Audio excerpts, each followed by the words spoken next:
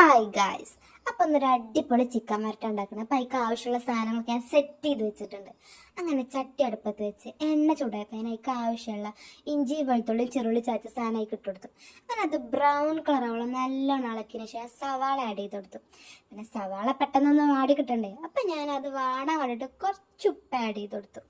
പിന്നെ ഞാനും നാത്തൂനും കൂടെ ഇത് ഉണ്ടാക്കുന്നത്. എല്ലാവരും പരീക്ഷിക്കുമ്പോൾ ശ്രദ്ധിച്ച് പരീക്ഷിക്കണം. പിന്നെ അതാ കുറച്ച് പച്ചമുളകും കുറച്ച് തക്കാളി ആഡ് ചെയ്തെടുത്തു. ഇത് തിന്നപ്പോൾ ആർക്കും ഒന്നും പറ്റിയിട്ടില്ല, അതിനെ അൽഹംദുലില്ലാ. അപ്പോൾ ഇതാ നന്നായിട്ട് ഇളക്കി സെറ്റ് ചെയ്തതിന് ശേഷം ഞാനതിക്ക് കുറച്ച് മുളകും പൊടിയും കുറച്ച് മഞ്ഞൾപ്പൊടി കുറച്ച് മല്ലിപ്പൊടി ഇതൊക്കെ ആഡ് ചെയ്ത് അതിൻ്റെ പച്ചമണം പോയതിനു ശേഷം കുറച്ച് വെളിച്ചെണ്ണ തൂവിയിട്ട് ഞാൻ എന്ത് ചെയ്തു, കുറച്ച് ചിക്കൻ മസാലയും കുറച്ച് കുരുമുളകും പൊടി ആഡ് ചെയ്തു. ഇത് ഞാൻ ആഡ് ചെയ്യാൻ ശരിക്കും മറന്നതാ, പിന്നെ ലാസ്റ്റിക്ക് ഓർമ്മ വന്നപ്പോൾ വേഗം ആഡ് ചെയ്തു.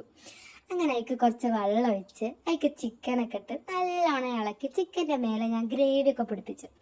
പിന്നെ അത് മൂടി വെച്ച് അത് തിളച്ച് സെറ്റാക്കിയപ്പോൾ നല്ല ടേസ്റ്റ് ഉണ്ടായി കേട്ടോ. എൻ്റെ വീട്ടിലുള്ളവർക്കൊക്കെ ഇഷ്ടമായി.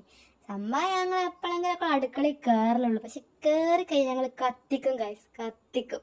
എന്താ